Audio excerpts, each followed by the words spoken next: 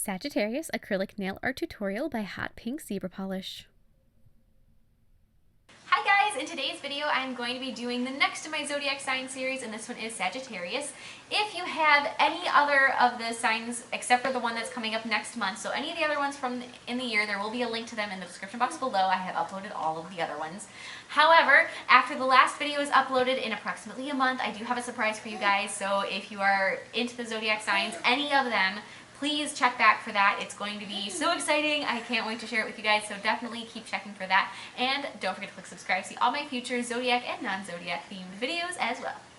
So to start with, I'm going to create a galaxy style background with blue, black, teal glitter, and white acrylic. So there's the dark blue color that I used, and it does have some nice little bits of glitter in it.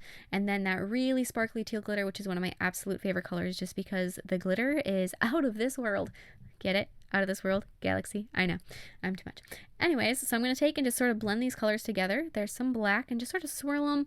Use really wet acrylic so that they blend kind of without much effort, and just sort of, you know, apply them here and there, and then add a little bit of white at the end just to kind of give it like a cloudy swirl is sort of the thought that I always have. And then I'm going to be encasing the nail with a layer of clear acrylic. This is super important on these nails, especially even more so than most, because one, those little marbly galaxy backgrounds are very thin because you use wet acrylic, really wet acrylic.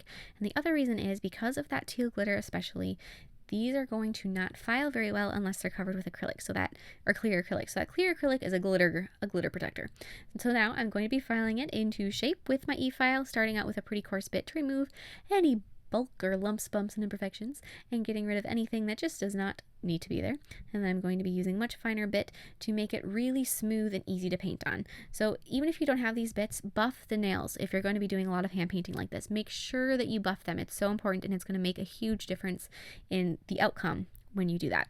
So now I'm going to be painting the archer symbol in the center of the nail. So I started out with a straight line, and then I added the little triangle on the end of it, and then create another perpendicular line through that first one, and then create kind of like a loose B shape is kind of how, you know, it's not quite as, you know, perfect little half circles, but think of it almost like a loose B shape for the rest of that, and then add the little feathers on the end of the bow, or on the end of the arrow rather, not the bow. So just add that little kind of a V shape on the other end of it. Fix up any lines that you need to with more white paint.